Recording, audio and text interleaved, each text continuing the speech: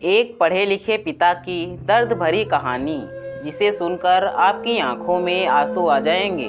शंकर दयाल पेशे से तो वकील थे, जो सरकारी मुलाजिम ना थे, परंतु बुद्धि के तेज व्यक्ति थे, इसलिए अच्छा खासा कमा लिया करते थे। उम्र ज़्यादा हो चुकी थी, इस कारण अब वकालत छोड़ दी थी और अधिकतर समय घर पर ही व्यतीत होता था। खाली वक्त में अखबार पढ़ना और जब कभी उससे भी मन की हताशा दूर ना हो तो अपने बड़े बेटे मोहन को बुरा भला कहना, यही थी शंकर दयाल की दिनचर्या। बड़ा बेटा मोहन भी उनकी बातों को दिल से नहीं लेता था, बस उनकी आदत है यही सोचकर बर्दाश्त कर लेता था। शंकर दयाल का घर पूरी तरह से सुख संपन्न था, क्योंकि दो छोटे बेटे सोहन रोहन सरकारी नौकरी पर थे। एक डॉक्टर तो एक पुलिस में था। महीने पर अच्छी खासी रकम घर पर आ जाती थी। इतना रुपया पाकर शंकर दयाल का दिल खुशी से झूम उठता था, परंतु जैसे ही उसकी नज़र मोहन पर पड़ती, वैसे ही उसकी हंसी गम हो जाती और वह अपने अनपढ़ बेटे को कोसने लगता था, क्योंकि वह चाहता था कि मोहन भी अपने भाइयों की तरह पढ़ लिख कर सरकारी नौकरी करे। परंतु शंकर दयाल के अथक प्रयास से भी मोहन का मन पढ़ाई में ना लगा। अब तो आलम यह था कि हर रोज़ मोहन को गाली देना और घर का सारा काम मोहन से ही करवाना, यह सब शंकर दयाल की आदत में शुमार हो चुका था। जब कभी भी कोई व्यक्ति अपने बेटे की नौकरी लगने की खबर शंकर दयाल को सुनाता, तो शंकर दयाल का गुस्सा मोहन पर दोगुना फूटता था। मोहन की अब यही दिनचर्या बन चुकी थी कि खेत से चारा काट कर लाना और मशीन से काट कर जानवरों को डालना और घर का खाना भी बनाना, और शाम को शंकर दयाल के पैर दबाना। इतना करने के बावजूद भी उसे इनाम में गालियां मिलती थी, परंतु फिर भी उसके मुंह से कभी भी शंकर दयाल के खिलाफ एक शब्द भी नहीं निकलता। जब कभी भी वो ज़्यादा उदास होता तो अपनी माँ की फोटो को गले से लगाकर बहुत रोता, जो 2 साल पहले ही गुजर चुकी थी। एक दिन शंकर दयाल कुर्सी पर बैठे अखबार पढ़ रहे थे कि तभी शंभू एक मिठाई का डिब्बा लेकर वहां आया और शंकर दयाल को वह मिठाई का डिब्बा दिया। यह देखकर शंकर दयाल का चेहरा तिलमिला उठा, क्योंकि शंकर दयाल बहुत ही ईर्ष्यालु व्यक्ति था। किसी और की खुशी उससे बर्दाश्त नहीं होती थी, इसलिए कोई भी व्यक्ति उसे अपनी खुशियों में शामिल नहीं करता था। शंकर दयाल ने भौहें चढ़ाकर कहा, क्या बात है शंभू, आज तू बहुत मिठाइयाँ बांट रहा है। आखिर इस खुशी का क्या कारण है? क्या कोई लॉटरी लग गई है? शंभू ने प्रत्युत्तर में कहा, बात यह है कि भैया, आज मेरे बेटे की पुलिस में नौकरी लग गई है। शंकर दयाल ने शंभू को अचरज भरी निगाहों से देखते हुए पूछा, क्या कह रहे हो? तुम्हारे बेटे की नौकरी लग गई है? वही बेटा जो 12वीं में लुढ़कते लुढ़कते बचा, वो आज पुलिस वाला बन गया है। अरे, हमें तो विश्वास ही नहीं होता है कि उससे भी नौकरी लग सकती है। शंभू ने नर्म भाव से कहा, हाँ भैया, उसकी भी नौकरी लग गई है, बस सब ऊपर वाले की कृपा है। आज मेरा बेटा पुलिस वाला बन गया है, इसी खुशी में आज हम लड्डू बांट रहे हैं। तब तक मोहन भी वहाँ आ चुका था। शंभू ने मोहन को देखकर डब्बे में से एक लड्डू निकालकर मोहन को देते हुए कहा, बेटा, आज बड़ी खुशी की बात है, तुम्हारा दोस्त रवि आज पुलिस वाला बन गया है। यह सुनकर मोहन खुशी से झूम उठा और खुश होकर शंभू से पूछा, क्या काका, सच में मेरा दोस्त पुलिस वाला बन गया है? तभी शंकर दयाल ने मोहन को घूर कर देखा तो मोहन झटपटा कर एक कोने में खड़ा हो गया। शंकर दयाल ने आंखें गुरेज कर मोहन की तरफ देखते हुए कहा, देख ले, एक वो है जो पुलिस में लग गया है और एक तू है जो भैंसे चराता है। अरे, कितनी बार तुझको समझाया कि पढ़ ले, तूने मेरी हरगिज ना मानी। अरे, तू तो बस इस धरती के लिए बोझ है, इससे ज़्यादा और कुछ नहीं, समझा? शंभू को यह देखकर मोहन पर तरस आ गया। उसने नरम स्वर में शंकर दयाल से कहा, अरे भैया, क्यों बुरा भला कह रहे हो मोहन को? अरे, उसका मन पढ़ाई में नहीं लगा तो नहीं लगा, इस तरह आप इसे बुरा भला क्यों कहते रहते हो? आप अगर मेरी मानो तो आप ना मोहन की शादी करा दो। घर में बहू आएगी तो आपका भी ख्याल रखेगी और मोहन का भी ख्याल रखेगी। शंकर दयाल ने मोहन की तरफ देखा और फिर शंभू से कहा, अरे, इस अभागे को कौन ब्याहेगा अपनी बेटी? इससे शादी करने से पहले वो अपनी बेटी को जहर ना दे दे। शंभू ने प्रत्युत्तर में कहा, अरे क्यों नहीं, हमारे साले की बिटिया है। रज्जो, आप अगर राजी हो जाओ तो रिश्ते की बात चलाएं। शंकर दयाल ने शंभू की बात को नकारते हुए कहा, नहीं नहीं, वो तो बिल्कुल अनपढ़ है और मैं इसी एक अनपढ़ को बड़ी मुश्किल से बर्दाश्त कर पा रहा हूँ, उसे कैसे कर पाऊँगा। शंभू ने जवाब दिया, अरे आप भी कमाल करते हो। अब मोहन जितना पढ़ा लिखा है उतनी ही पढ़ी लिखी बिटिया मिलेगी।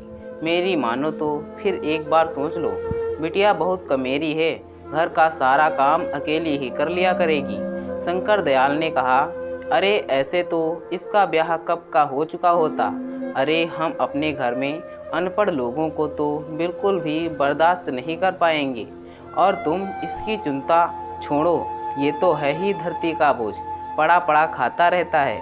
कभी कभी तो हमें लगता है काश ये हुआ ही ना होता तो मेरे दिल को बड़ी तसल्ली मिल जाती।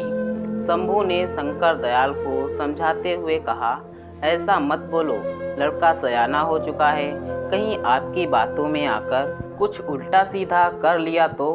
शंकर ने जवाब दिया, अरे कर ले जाके, तो क्या फर्क पड़ेगा हम पर। अरे हमारे तो 2 पट्टे काम कर रहे हैं। अरे कल मरे तो आज मर जाए, कम से कम धरती का बोझ तो कम होगा। शंकर दयाल की एक एक बात मोहन को अंदर तक तोड़ रही थी। आज उसकी हिम्मत जवाब दे चुकी थी। आज उसने अपने जीवन को खत्म करने का अंतिम निर्णय ले लिया था। आज उसने एक बड़ी सी रस्सी ले ली और चारा लेने के बहाने से घर से निकल गया और खेत पर खड़े नीम के पेड़ पर उसने फांसी लगा ली। जब रात अधिक हो गई और मोहन घर वापस नहीं लौटा तो शंकर दयाल ने आस पड़ोस में पता किया। पता करने पर पता चला कि वह खेत में चारा लेकर वापस ही नहीं आया था। अब शंकर दयाल खेत पर गए। वह नीम के पेड़ की तरफ देखकर सन्न रह गए, क्योंकि नीम के पेड़ पर मोहन की लाश झूल रही थी। गांव के लोगों की भीड़ एकत्र हो गई और वहां उपस्थित लोगों ने मोहन की लाश को नीम के पेड़ से उतारा और उसका क्रियाक्रम किया। परंतु इतना सब कुछ होने के बावजूद शंकर दयाल पर इसका कोई प्रभाव नहीं पड़ा। वह पहले की तरह ही जिंदगी जीने लगा। वक्त धीरे धीरे गुजरता गया।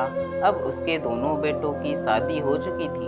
जो बेटा डॉक्टर था उसकी पत्नी भी डॉक्टर, और जो बेटा पुलिस में था उसकी पत्नी भी पुलिस वाली। समय के साथ साथ शंकर दयाल की उम्र काफ़ी ढल चुकी थी।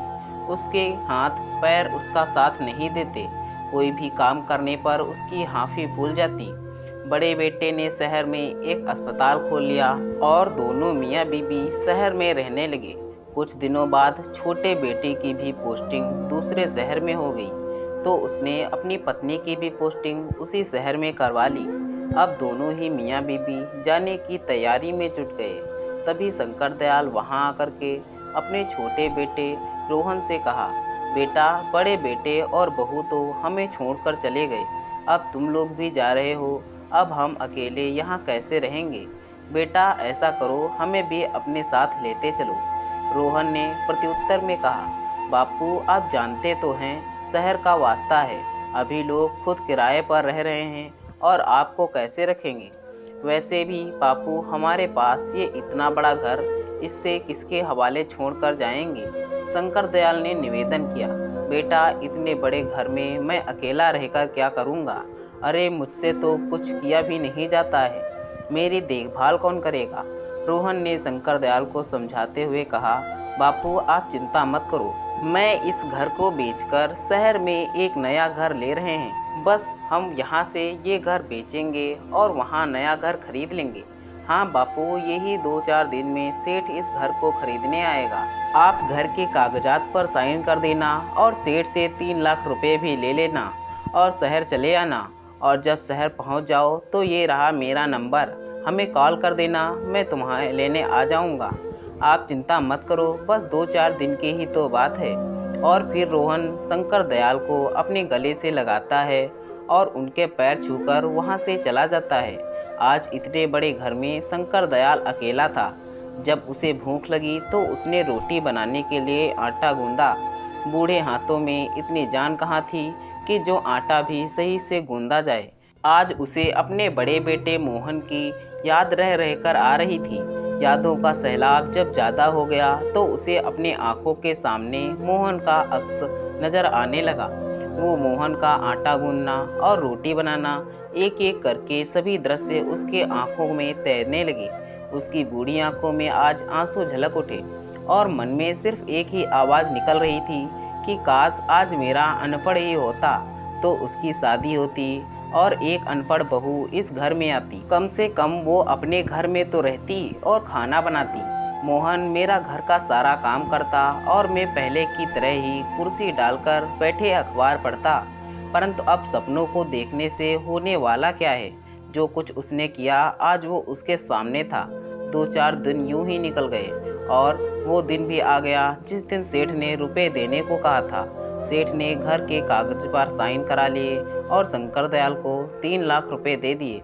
रुपए मिलते ही शंकर दयाल शहर जाने की तैयारी कर ली और शंकर दयाल ने रोहन को फ़ोन करके सब बता दिया कि वो बस स्टैंड पर उसका इंतज़ार करेंगे। कहे मुताबिक शंकर दयाल वहां पहुंच गए और बैठकर रोहन का इंतज़ार करने लगे। तभी वहां रोहन आ गया और शंकर दयाल के पास आकर कहा, बापू आप पैसे लाए हो ना, मुझे दे दो।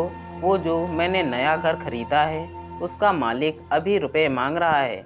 अगर मैंने उसे अभी रुपए नहीं दिए तो वो अपना घर किसी और को बेच देगा। शंकर दयाल ने रुपयों का बैग झटपट से रुपए मोहन को दे दिए। रोहन ने रुपए लेकर शंकर दयाल से कहा, बापू आप यहीं बैठो, मैं सेठ को अभी रुपए देकर आता हूँ। और रोहन अपने बापू को वहीं बैठाकर रुपए लेकर वहां से चला गया और शंकर दयाल वहां बैठकर उसका इंतजार करने लगे।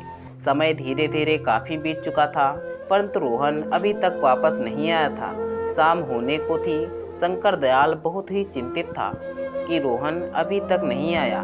उससे रहा नहीं गया तो उसने एक राहगीर से वही फ़ोन नंबर लगवाया जो उसे रोहन ने दिया था, परंतु फ़ोन भी स्विच ऑफ आ रहा था। अब शंकर दयाल की चिंता और भी अधिक बढ़ चुकी। वो हताश बैठा हुआ ही था कि तभी उसे एक मोटरसाइकिल आते हुए दिखाई दी जिस पर रोहन बैठा हुआ था। वह दूर से ही रोहन को आवाज़ लगाने लगा परंतु रोहन शंकर दयाल को पास से देखता हुआ निकल गया। आज रोहन ने उसे बहुत बड़ा धोखा दे दिया था जिसकी उम्मीद शंकर दयाल को बिल्कुल भी न थी। अब शंकर दयाल वही बैठकर रोने लगा। अब अंधेरा काफ़ी ढल चुका था। शंकर दयाल के पास 100 रुपये ही थे जो उसके घर वापस जाने के लिए किराए के लिए उपयुक्त थे। शंकर दयाल बस में बैठकर घर आ गया। घर क्या, गांव आ गया, क्योंकि अब घर तो सेठ का हो चुका था। अब उसके पास घर नहीं था तो रात को अकेले गांव की चौपाल पर बैठकर काफ़ी देर तक रोता रहा। फिर अपने आंसू पोंछकर उठा और हाथ में एक रस्सी लेकर उसी नीम के पेड़ के पास आ गया जहां मोहन ने आत्महत्या की थी। उसी पेड़ के नीचे बैठ के दहाड़े मारकर रोने लगा और रोते हुए कहा, बेटा मोहन, आज मेरे लिए खाना बनाने वाला कोई नहीं है। आज तेरा बाप इतना बूढ़ा हो गया कि अपने हाथों से अपने लिए खाना भी नहीं बना पाता है। आज बहुत अरसे हो गए हैं तेरे हाथ का खाना खाए। आज फिर से तेरा बाप तेरे हाथ का खाना खाना चाहता है। खिलाएगा ना बेटा? आज तेरा बाप तेरे घर खाना खाने आ रहा है तो अपने इस अभागे बाप को अपने घर में स्वीकार करेगा ना? कहीं अपने भाइयों की तरह मुझे निकाल मत देना। इतना कहते हुए वह फूट फूट कर रोने लगा और अंत में उसी नीम के पेड़ पर रस्सी डालकर फांसी लगा ली। 5-6 मिनट तक फड़फड़ाया और फिर एकदम शांत पड़ गया। उसकी गर्दन नीचे को लटक गई और वह अंतिम धाम को चला गया। तो दोस्तों, यह थी हमारी आज की कहानी। अगर यह कहानी आपको पसंद आई है तो कृपया इसे लाइक करें और कहानी पर अपनी राय देने के लिए इसमें कमेंट करें। दोस्तों, ऐसी ही और कहानियाँ सुनने के लिए हमारे चैनल को सब्सक्राइब करें। धन्यवाद दोस्तों। Thanks for watching this video.